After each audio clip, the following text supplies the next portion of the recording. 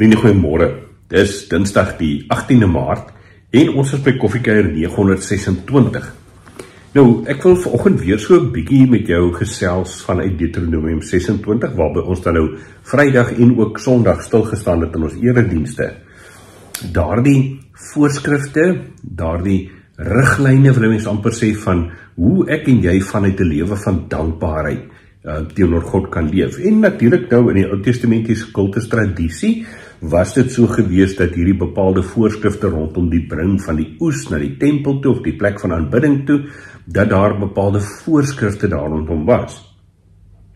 En ek wil nou nie vanmôre oor die detail daarvan vreeslik baie met jou gesels nie. Ek wil fokus op daardie stukkie belydenis van vers 5 tot 9, waar die Deuteronomisme nou vir die volk sê, as jy nou daar by die tempel kom en jou mandjie vol vrugte of wat dit ook al is, die priester daar neergesit op die altaar, dan moet jy sê, my vader was arameer, ken daai refrein, nie? Daardie pragtige belydenis van wat het die Here gedoen, was die pad wat die Here met jou geloop het. En ek wil vanmôre, soos wat ons Sondag in ons eredienste ook so bietjie daarna verwys het, wil ek vra, wat is jou storie?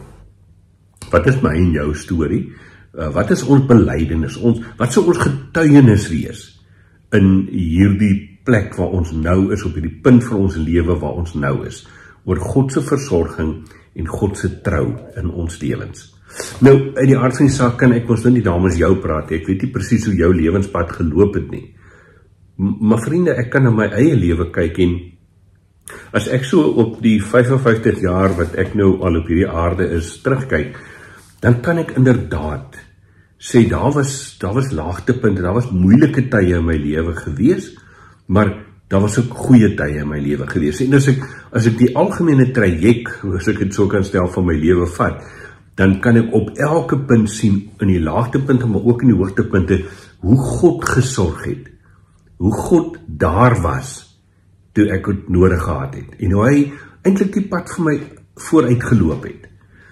En ek wil jou uitnooi vanmôre om baie presies, baie detail, bietjie te gaan onthou, maar wat is dit wat God vir jou gegee het? As jy nou vandag, hier waar jy sit op 18 Maart 2025, as jy nou moet sê, maar sonder God se genade, hoe sou jou lewe, jou omstandighede gelyk het? Wat sou met jou gebeur het?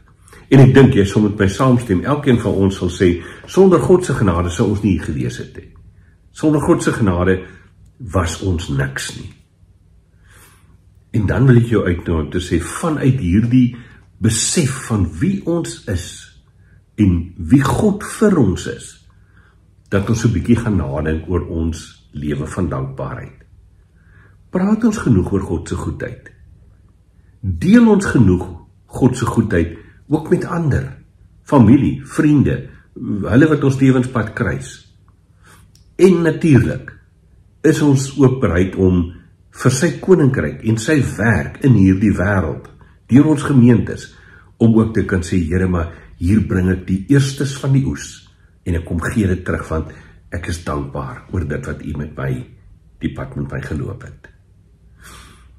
Diegene van julle wat in ons gemeente inskakel, sal ons nou weet, dat ons nou Sondag bietjie gepraat het oor ons begroting, en die tekort op ons begroting, maar, en ek wil dit regtig sê, ek persoonlik leef met volle vertroue, dat die Here vir ons ook daarin gaan voorsien.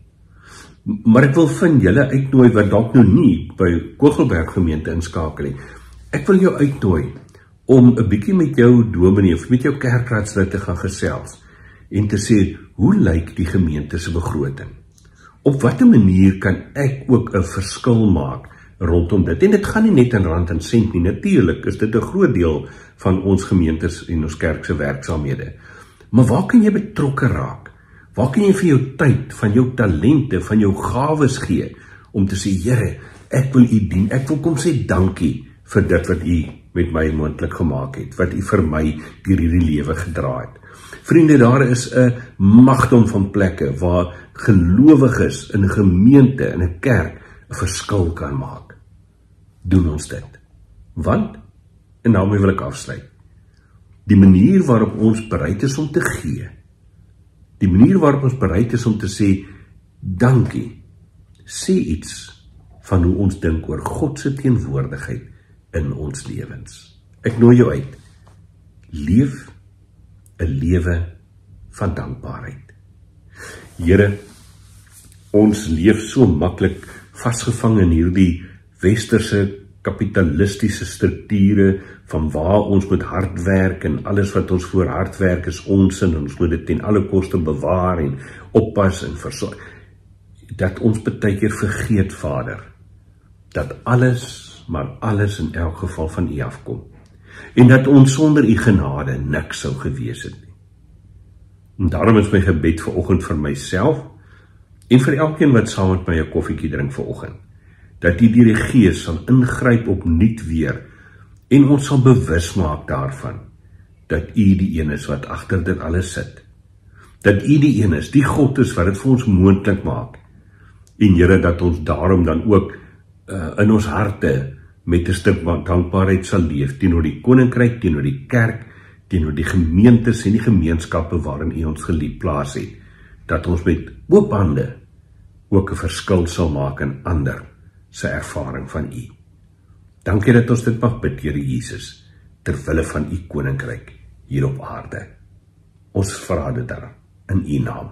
Amen. Ek hoop jy het 'n lekker Dinsdag verder. Ek gesels Vrydag weer met jou. Ons staan dan stil by Lukas 13, na die eerste 9 verse as ek nou reg onthou.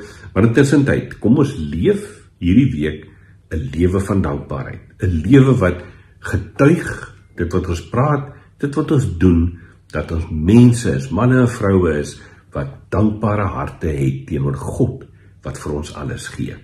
Mooi loop, geniet jou koffie, ons kuier Vrydag weer saam.